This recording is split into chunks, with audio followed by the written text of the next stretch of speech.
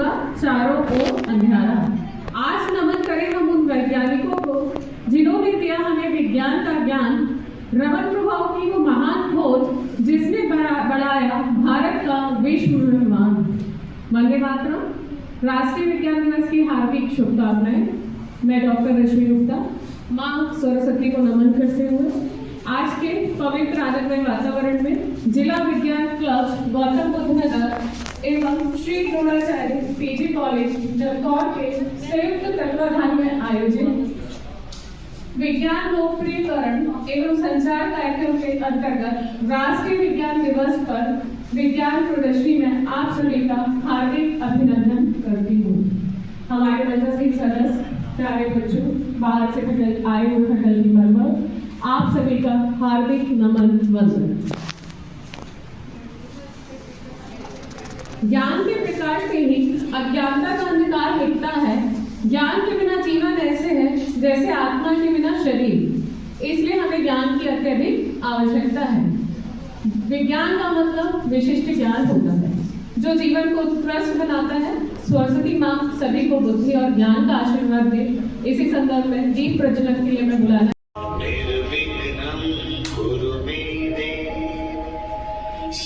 सर्वकार्येषु सर्वदा।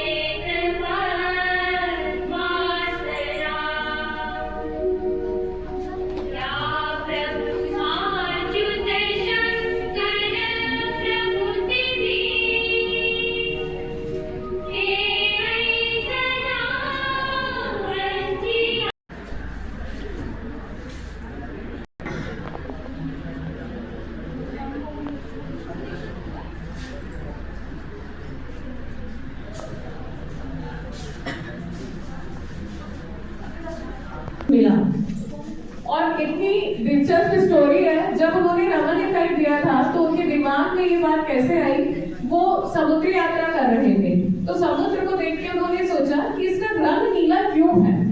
उस समय इसका यह आंसर माना जाता था कि जो आसमान है वो नीला है, उसी के प्रतिबिंब के कारण ही नीला दिखता है। उनको ये बात कुछ हजम नहीं हुई, क्योंकि जो एक अच्छा साइंटिस्ट होता है बेटा, वो आंसर देने से अच्छा कोई चीज क्यों है उस पर विश्वास करता है। आपने उनका भी उदाहरण सुना होगा, सर न्यूटन का एप्पल को सभी देखते थे नीचे गिरता है ऊपर से, लेकिन किसी ने उसको जानना नहीं चाहा। लेकिन जब उन्होंने सोचा ऐसा क्यों, तब उन्होंने 3 नियम दिए और वो आगे जाके फेमस हो गए। तो जब उन्होंने ये सोचा कि नीला रंग क्यों है, उन्होंने इस बात की पुष्टि करने के लिए रमन इफेक्ट की खोज की थी। उन्होंने ये स्कैटरिंग ऑफ लाइट बताई थी और उसके कारण ही बताया कि आसमान का कलर नीला होता है। एक्चुअली में जब वेव लाइट की रेस टकराती है किसी चीज से तो वो अपनी वेवलेंथ को चेंज कर लेती है और चेंज करने के ही कारण उनका कलर ब्लू होता है।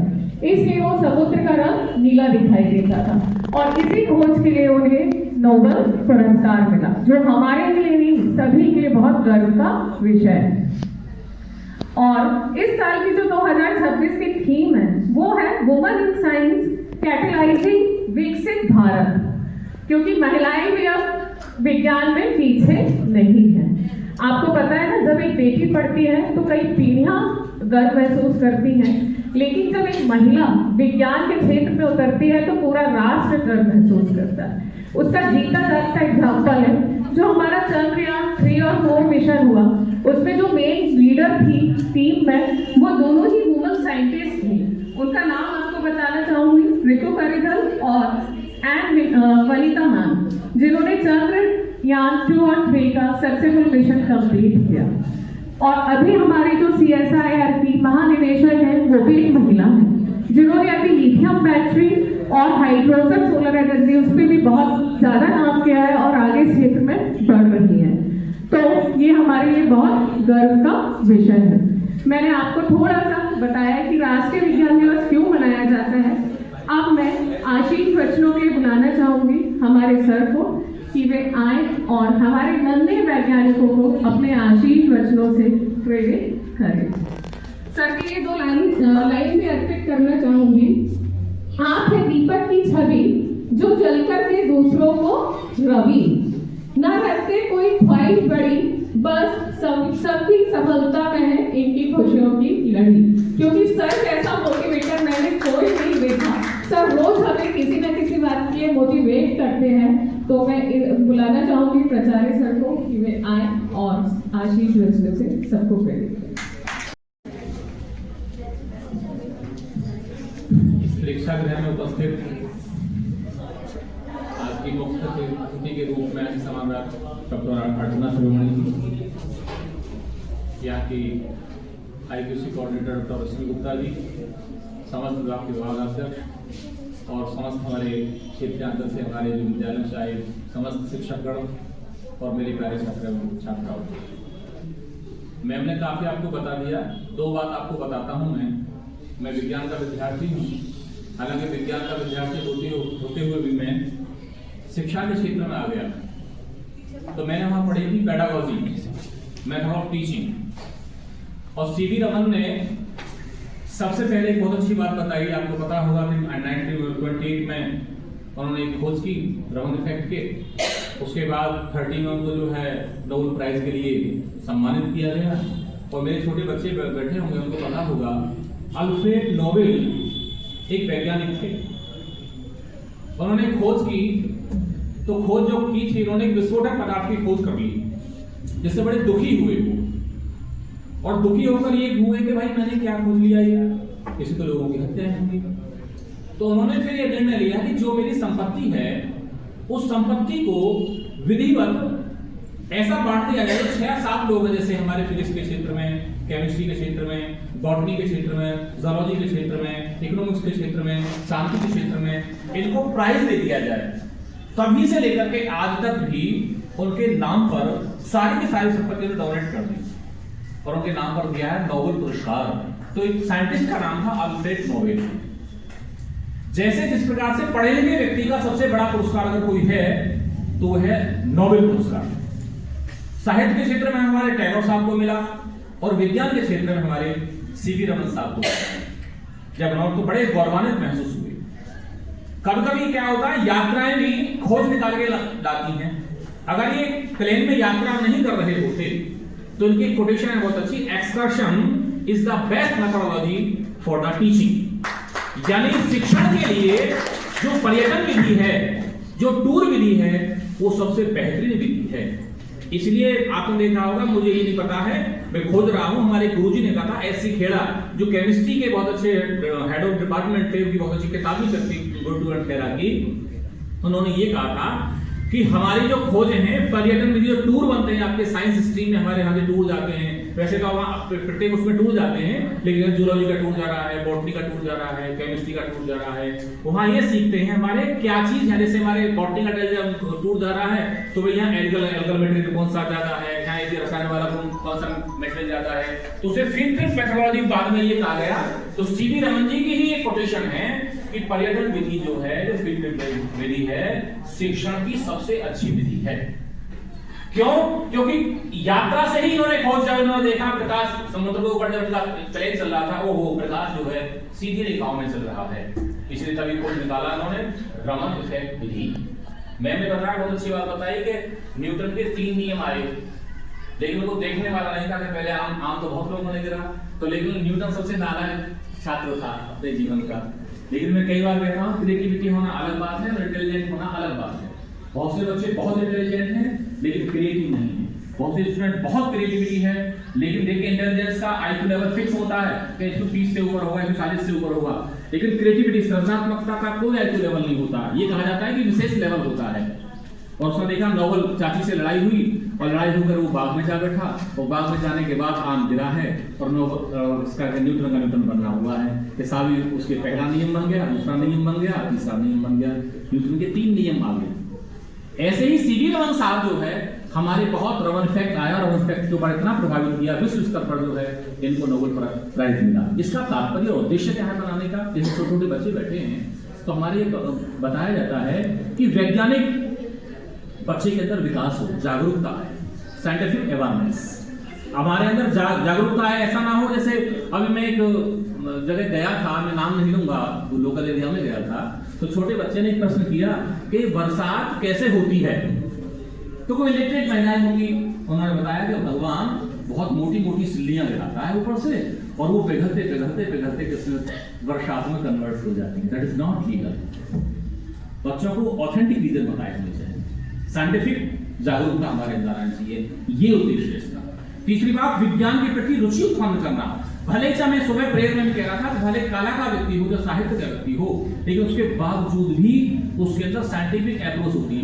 आपने देखा बहुत से बच्चे कला के व्यक्ति होंगे, साहित्य के व्यक्ति होंगे, लेकिन उसके बाद मैं गारंटी के साथ कह सकता हूं उन बच्चों को, उन स्टूडेंट्स को, उन अभिभावकों को न जाने मेडिकल की कितनी टर्मिनोलॉजी याद होंगी कि दर्द में कौन सी दवाई काम करती है, पीसीएम, पेट दर्द में कौन सी काम करती है, फलां, आरबीसी क्या होता है, ये होता है, डब्ल्यूबीसी क्या होता है, ये होता है, पल्स रेट क्या होता है, ये होता है, बीपी की शिकायत क्या होती है, बीपी ऊपर का कितना है, नीचे का कितना है, शुगर कितनी है, फास्ट। आपको मैंने देखा है गांव में भी एक इलिटरेट लेडी तकरीबन 70 साल की, इसकी मुझे बड़ी खुशी हुई, और बड़ी यानी फास्ट की शुगर चेक कराई है, फास्ट की, और फास्ट मुझे बड़ा ताज्जुब हुआ मुझे कि जो सुन के तो टर्मिनोलॉजी गांव में भी ये पहुंच रही है, साक्षरता पहुंच रही है, तो ये बहुत अच्छी बात है। वैज्ञानिक रुचि विकसित करने के लिए साइंटिफिक एटीट्यूड, मैंने क्या बताया, एटीट्यूड और एप्टीट्यूड दोनों बातों में अंतर है।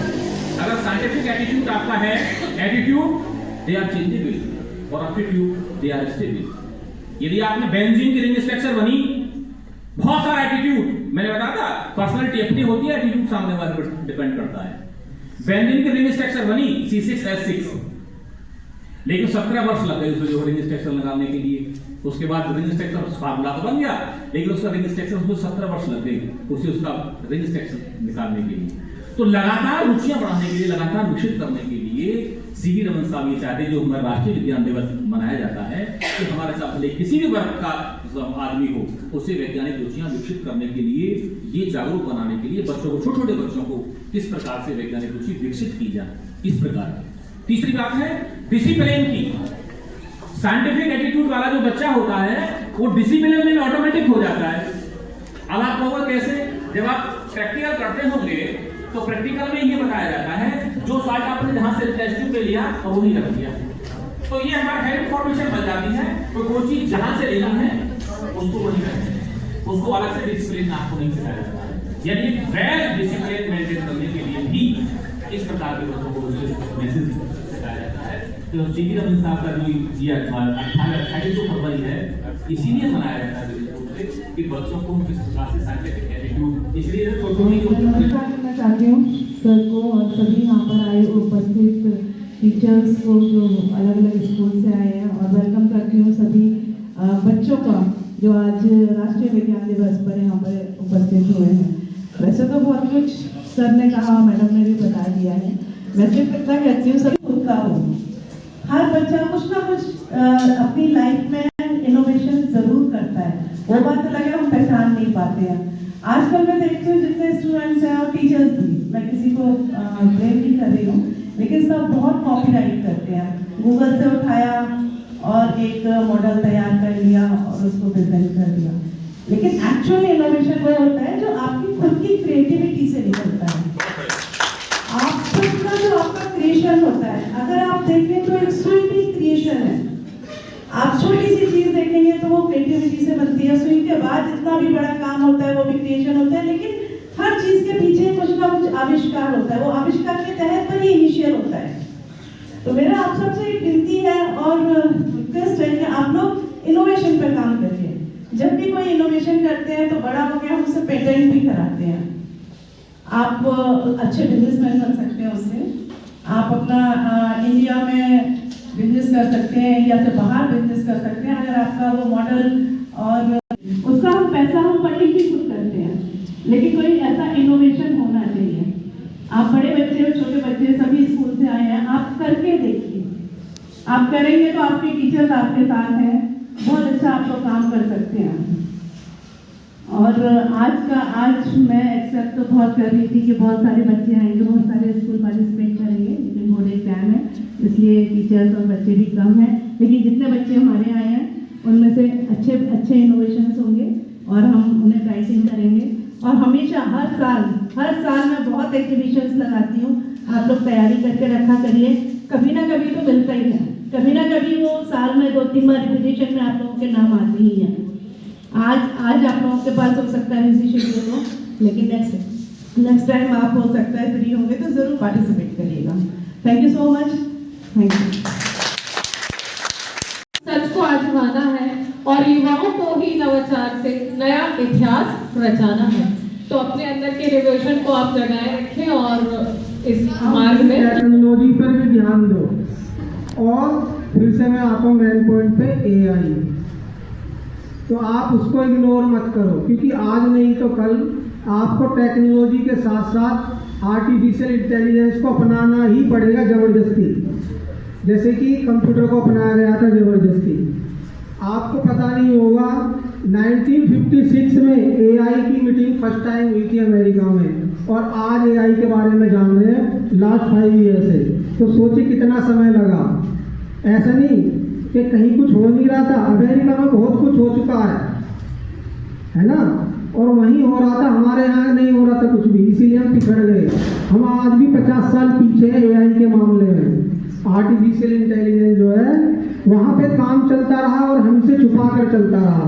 हमारी आईटी कंपनी को एज ए लेबर यूज करते रहे और आप खुद इनोवेशन करते रहे एआई से रिलेटेड। इसीलिए हमारी कंट्री में आज भी एआई 1% भी नहीं है जानकारी उस फील्ड के।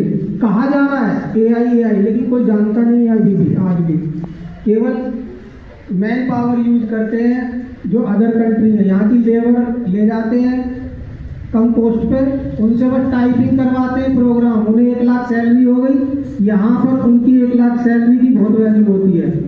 ये कहा जाता है कि 1 लाख सैलरी बीटेक करने की है, वहाँ उस 1 लाख की कीमत है 20 लाख, इसलिए वो अपने लोगों से नहीं कराते।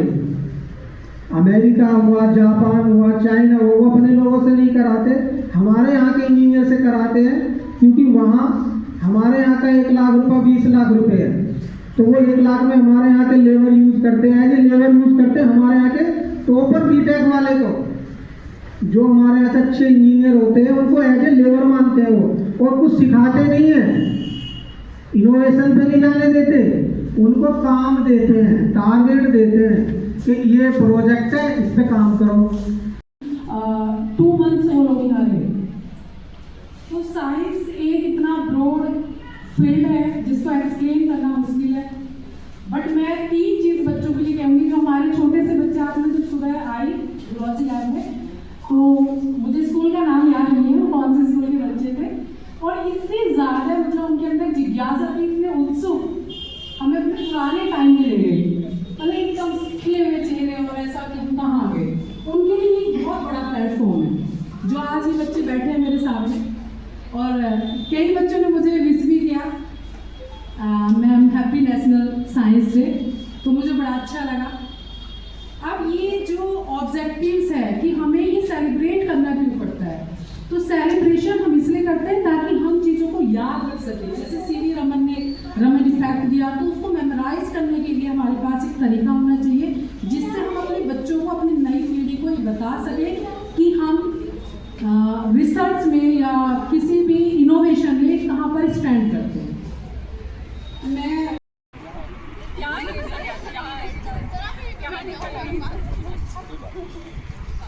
सर पीछे वाले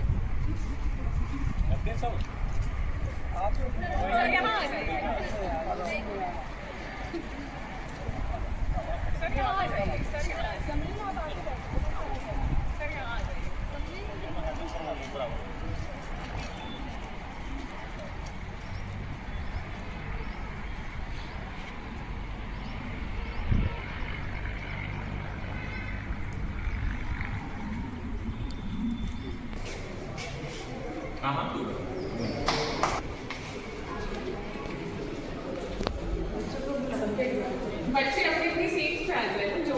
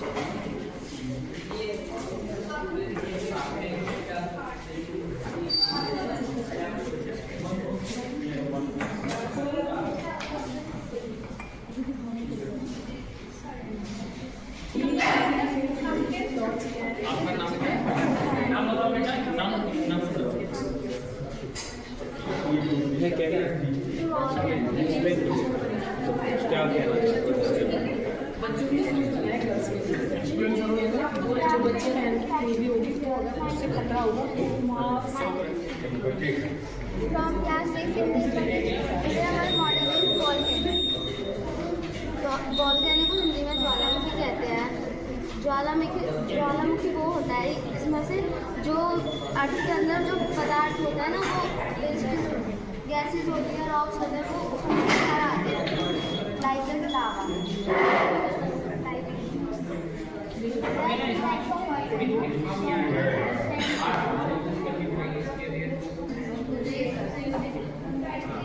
ये सोच के ये बनाया गया जो लाइन पर्सन है ना, अगर उसके सामने कुछ ऑब्स्टेकल आती है तो ये बीट करके उसको बता देगा उसकी लाइन टक्कर ना हो या उसकी टक्कर लगे नहीं रहे।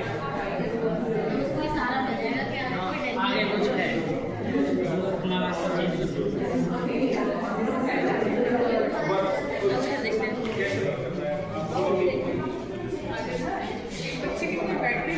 कैमरा चेक हो जाएगा ना टाइम।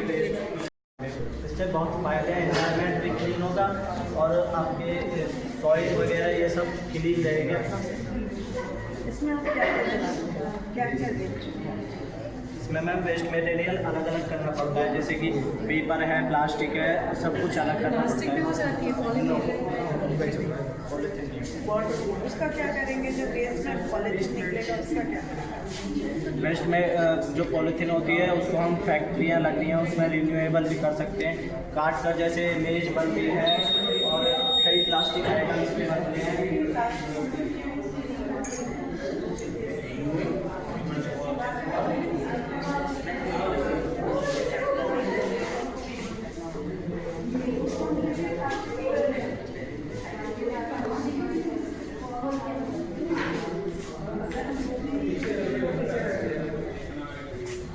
प्लास्टिक से हम एनवायरनमेंट को बचा रहे हैं, उसको ये है कि हम जला नहीं सकते हैं, जलाने के बजाय हम उसको रिसाइकिल करने के बाद प्रोडक्ट बना सकते हैं। नमक नहीं है वो देखो क्या है क्या है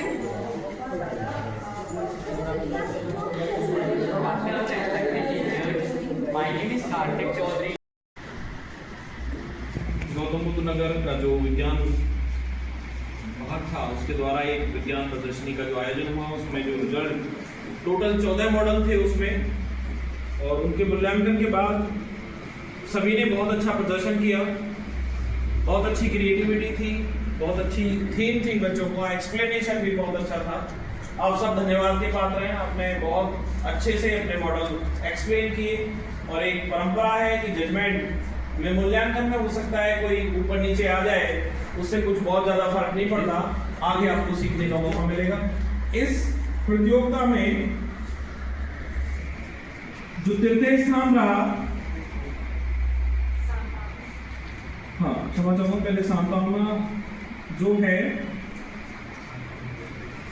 वो तनीषा शर्मा, पुष्पेंद्र शर्मा, पंचशील बालक इंटर कॉलेज नोएडा।